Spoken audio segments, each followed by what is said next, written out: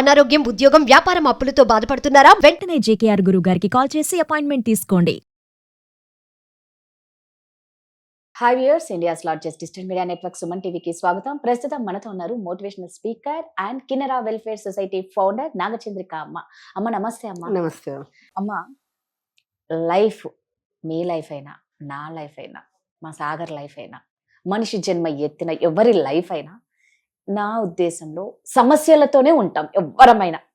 అసలు లైఫ్ అంటేనే నా దృష్టిలో ఈరోజు ఈ సమస్య అయిపోయిందంటే రేపు నీకు ఇంకో సమస్య వస్తుంది, నువ్వు దాన్ని ఫేస్ చేయాలి. అదే లైఫ్ అని నా ఫీలింగ్ అనమాట.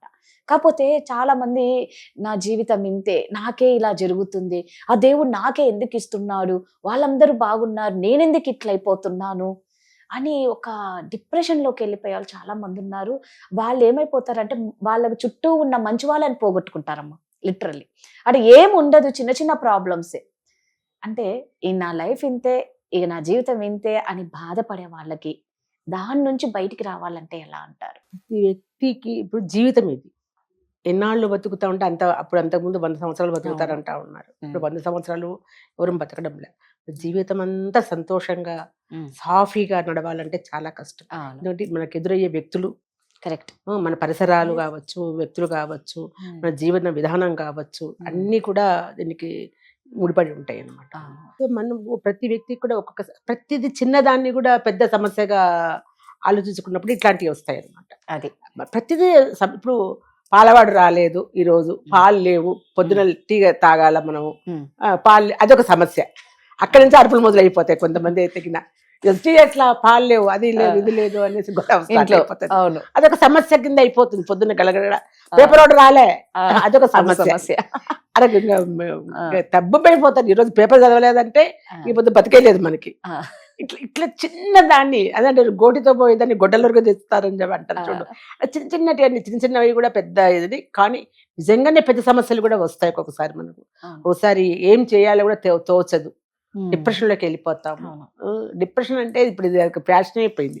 ఈ డిప్రెషన్ అనడం అనేది ఫ్యాషన్ అయిపోయింది. అది ప్రతిదీ ఎవరైనా నేను కూడా చూస్తూ ఉంటాను. ఏదన్నా కొంచెం మూడీగా ఉండి సరిగా పలకకపోయినా, భోజనం చేయకపోయినా, నిద్ర పట్టలేదని అంటే నీకు డిప్రెషన్లోకి వెళ్ళిపోతున్నవారు నువ్వు అంటారు. అంత చిన్నదానికి డిప్రెషన్లోకి ఎవడు వెళ్ళడు. అది మన ఆలోచన పద్ధతిలో కొన్ని ఆలోచనలు, అంటే ప్రతి ఒక్క మనస్సు ఒకటేలాగా ఉండదు కదా. కొంతమంది కొంచెం ఇదిలో ఉంటారు, కొంతమంది బాగా ధైర్యంగా ఉంటారు, కొంతమంది చిన్న చిన్న దానికి బెంబేలు పడిపోతా ఉంటాము. అదే ఉంటుంది ఇది. కాకపోతే మనసు మనము చాలా స్ట్రాంగ్ గా పెట్టుకోవాలి. లేకపోతే ఇప్పుడుండే ప్రపంచంలో బతకడం చాలా కష్టం. కరెక్ట్. ఎందుకంటే జీవితంలో ఒక సమస్య రాకపోతే మన జీవితమే లేదు అసలు. ఆ సమస్యను మనం ఎదుర్కొన్నప్పుడే కదా మనం స్ట్రాంగ్ అవుతాం. అంతే మరి. ఏదన్నా ఇప్పుడు చూడండి, ఒకటి దీనికి ఉదాహరణ, అంటే చిన్న విషయమే. ఇప్పుడు ఆరోగ్యం బాగలేదు, ఏదో పెయిన్స్ రావడము ఏదో జరుగుతాయి మనకి. అట్లనే మనం ముడుచుకొని పడుకున్నాము, ఇది మందులు మిగుతున్నాం పడుకున్నాము అంటే అది ఇంకా ఎక్కువ అవుతుంది తప్ప అన్ని ఇంకా బిగుసుకుపోయి శరీరంలో ఏ పని చేయకుండా అయిపోతాయి. అదే మెల్లగా లేచి నడిచి పరిగెత్తి అది నొప్పి అయినా కూడా దాన్ని పక్కకు పడేసి మనము ఒక సాధనలాగా చేసినప్పుడే మనము ఎంత స్ట్రాంగ్ అవుతుంది శరీరంగా, మనస్సు కూడా అంతే. అట్లా సాధన చేయాలి మనం. లేకుంటే అసలు బతకలేం మనం. అసలు ఎన్నో వస్తాయి జీవితంలో. ఎదురుపడే ప్రతి వ్యక్తి వల్ల మనకు సమస్యలు ఎదురవుతాయి. ఖచ్చితంగా. అట్లనే మనం కుంగిపోతామా? ఆ సమస్యను ఆలోచించుకో, కూర్చో. ఎందుకు వస్తుంది సమస్య, నా వల్లనా అతల వాళ్ళ వల్లనా ఆలోచించి కూర్చో. దీన్ని ఎలా మనం ఇది చేసుకోవాలి? కూర్చోనో పడుకోనో 24 గంటలు గదిలో కూర్చోనో మనం సోఫాలో పడుకోనో ఆలోచించే మంచం మీద ఎక్కువ పడుకుంటే ఇంకొంచెం దారి తెలియదు. ఛేదించుకొని బయటికి రా. ఎన్నో ఉన్నాయి మనకి ప్రపంచంలో మనం నేర్చుకోవాల్సినవి, చూడాల్సినవి. ఎంతో మంది ఎదురయ్యేటోళ్ళు ఉంటారు, నీకంటే కూడా బలంగా కష్టమైన దాంట్లో పడేటోళ్ళు ఉంటారు. వాళ్ళని చూసి నేర్చుకో. కరెక్ట్. మనకు ఏంటంటే ఎప్పుడు మనిషి బిజీగా ఉండాలి. ఎప్పుడు మనకు ఏ పని లేదు, ఆలోచన లేదని అంటే ఇదే ఇట్లా ఎదుటి మనిషిని ఏదైనా టార్చర్ పెట్టడమో, లేకుంటే మనం టార్చర్ పడ్డమో ఇంకా మొదలవుతాయి తప్ప దానికి ఇంకా దారి కనిపించదు, దొరకదు కూడా. అసలు ముందు మంచి వేలో వెళ్ళు, మంచి ఆలోచన చెయ్యి.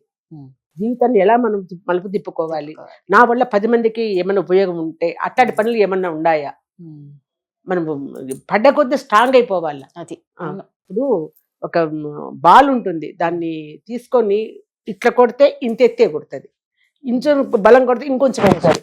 బలంగా నేలకేసి కొట్టడం ఎంత పైకన్నా ఎగురుతుంది అది అసలు. దాన్ని ఆనందంగా చూస్తాం మనం, అబ్బా ఎంత పైకి ఎగిరింది అనేసి అవును. కదా. అంతే. ఆ విధంగానే లైఫ్ను కూడా నువ్వు అసలు నీకు వచ్చిన సమస్య అన్నట్లు ఇసిరి కొట్టు అంతే. ఎంత బలంగా నువ్వు తయారవుతావు తెలుసా, చాలా చాలా బలంగా తయారు కావచ్చు. మనం సమస్యను ఎదుర్కోవడం నేర్చుకో, భయపడద్దు అసలు ముందు. దాంట్లో నుంచి బయటికి రావడానికి ఎన్నో దారులు ఉన్నాయి. ఉన్నాయి. అవును, కరెక్ట్ అమ్మా. లేదు దారి లేదు, ఒకటే దారిని బద్దలు కొట్టుకొని బయటికి రా ఆ దారిని, అంతే. కానీ నువ్వు సమస్యకు ఇదైపోయి కుమిలిపోయి అది కొంచెం అలా ఉండడం ఏమంటే మైండ్ కూడా ఒక రకంగా పోతుంది. ఎందుకు ఈ జీవితం మనకి, ఏముంది నాకు, ఇంకా నేను పోతే చచ్చిపోతే పోతుంది, ఎందుకు బతకాలి, ఇంకా ఎన్నాళ్ళు ఇదన్నీ ఎదుర్కోవాలి అనేంత ఆలోచనలు వస్తాయి తప్ప, ఆలోచన రాకనీయకుండా చేసి నువ్వు ముందుకు వెళ్ళి నలుగురికి ఒక మార్గదర్శిగా నిలబడు. కరెక్ట్. ఒక మంచి పనులు చెయ్యి నువ్వు. ఎంతో మంది ఎదురు చూసేవాళ్ళు, ఆర్థికంగా ఎదురు చూసేవాళ్ళు, ఎన్నో సమస్యలు, అన్ని సమస్యలు డబ్బుతోనే తీరవు రాదా. మనిషికి ఒక నేనున్నాను నీకు అనేసి మంచి మనసుతో, నేను అది ఇంతకుముందే చెప్పిన వేరే దాంట్లో అట్లా కాదు, నేను చిన్న చిన్న సమస్యలు మేమున్నాం, మేము చేస్తాం, పదండి వెళ్దాం ముందుకు అనేసి వెళ్ళిపోయి వాళ్ళతో పాటు నిలబడి చేసినప్పుడు వాళ్ళు కూడా ఇదవుతారు. ఎన్నో పనులు చేయొచ్చు బయట పోతే. ఇది మనం నీ జీవితమే నీకే కాదు ముఖ్యం, 10 మంది జీవితం నీదిగా చేసుకో. రైట్. 100 మందికి నువ్వు నేస్తమవుతావు, నీతో పాటు 100 మంది నడుస్తారు బయటికి. ఒక్కడు ఎట్లయితావు అప్పుడు, అంతే కదా. కదా. అది జీవితం, అది లైఫ్ అంటే. నేను తిన్నానా, నేను పడుకున్నానా, నా సమస్యలు కుమిలిపోయినానా, నాకే ఇవన్నీ రావాలన్నా, ఇది ఇది కాదు. భగవంతుడు ఏం చేస్తున్నాడు, ఇంకోటి కూడా నేనే నా వర్షంలో ఏమంటానంటే, ఒకటి మన జీవితం నుంచి లేకుండా చేసినాడు దేవుడు అంటే అది మనకి పనికిరాదు కాబట్టి దేవుడు మన దగ్గరికి రాకుండా చేస్తున్నారేమో, అంతకంటే మంచి ఏదో మన కోసం ఎదురు చూస్తుందేమో అని ఎందుకు అనుకోకూడదు. ఆ దుర్మార్గంకి మన బలి కాకుండా మనం ఆపినారేమో దేవుడు అంతే అని ఎందుకు అనుకోకూడదు. బలి కాకుండా ఆపిన, అందుకని దేవుడు నాకే ఇట్లా ఎందుకు ఇచ్చాడు అని ఎందుకు అనుకుంటున్నావు నువ్వు. చిన్న అంటే నాకు అన్వయించుకుంటున్నానని కాదు, నా విషయం కూడా అదే జరిగింది. నా విషయంలో కూడా జరిగింది. నేను అసలు అంటే భర్త వల్లనే ఇబ్బందులు పడి ఇదైపోయి అన్నప్పుడు ప్రపంచం చీకటి అయిపోయింది అనిపించింది నాకు. అప్పుడు నేను నాకంటూ ఒక ఇది ఏర్పాటు చేసుకున్నాను. నేను ఒక చిన్న మామూలు ఉద్యోగస్తురాలని, ఒక గృహిణిగా ఉండిన దాన్ని ఈరోజు ప్రపంచమంతా ఎవరో కిన్నెర వెల్ఫేర్ సొసైటీ అంటే ప్రపంచానికి తెలిసేట్టు చేయగలిగినా. నేను ఎంతో మందికి ఆడవాళ్ళకు చేశాను, పిల్లలకు చేశాను, డిప్రెషన్లో ఉండే వాళ్ళకు చేశాను, ముసలి వాళ్ళకు చేశాను. అంటే చేశానని గొప్పగా చెప్పుకోవడంలే, ఎన్ని ఉన్నాయో చెప్తున్నాను నేను. దాంట్లో నా బాధను మర్చిపోయినా. ఒక గీతను చిన్నది చేయాలంటే దాని మీద పెద్ద గీత గీయాలి. అంటే పెద్ద నేను ఈ బాధ నాది చిన్నది, దీని మీద నేను ఒక పెద్ద బాధను తెచ్చుకున్నానంటే ఈ బాధను నేను మర్చిపోతా కదా. ఆ వర్షంలో నేను నా బాధను చిన్నది చేసుకున్నాను, పెద్ద. ఎందుకంటే ఇలా కోమాలోకి వెళ్ళిపోయిన వాళ్ళు, కాలిపోయిన వాళ్ళు, ఎవరు పిల్లలు వదిలేసిన వాళ్ళు, చావుకు దగ్గర ఉండేవాళ్ళు. అసలు ముందు 1 సంవత్సరం పిల్లల దగ్గర నుంచి 106 సంవత్సరాలు వాళ్ళ వరకు నేను చేసిన నా బాధ కంప్లీట్గా మర్చిపోయినా. ఈ రోజు ఇలా నిలబడ్డానంటే ఇదే కారణం. నువ్వు వెతుక్కో, దొరుకుతుంది దారి. అంతేగాని కుంగిపోవద్దు అసలు ఎప్పుడు కూడా. నా జీవితం ఏంటి, ఇట్లా ఏముంది, బయటికి రా దాంట్లో నుంచి. ఇది ఒక్క దారే కాదు కదా. అంతే కదమ్మా. ఇప్పుడు మనం చిక్కుకుపోయినప్పుడు అడవిలో ఎన్ని దారులన్నీ వెతుకుతాం, ఏ దారిన పోవాలా, ఏదో ఒక దారి దొరుకుతుంది మనకి. అట్లాగే లైఫ్ కూడా అంతే, బయటికి రా. జీవితం భగవంతుడు మనకి ఇచ్చినాడు, జీవితాన్ని మనం ఎందుకు వేరే వాళ్ళ కోసం మనం పాడు చేసుకోవాలి. నిజంగా మీరు అన్నట్టు ఎన్ని దెబ్బలు తాకితే అంత స్ట్రాంగ్ అవుతారు అని మామూలుగా అంటూ ఉంటారు. మీరు కరెక్ట్ గా చెప్పినారు. ఆ బంతి, నిజంగా ఆ బంతి స్టోరీ లాగే మన లైఫ్ కూడా, మనం ఎంత కింద పడితే అంత బాగా పైకి లేస్తాం. కాకపోతే ధైర్యంగా స్ట్రాంగ్ గా ఉండాలి.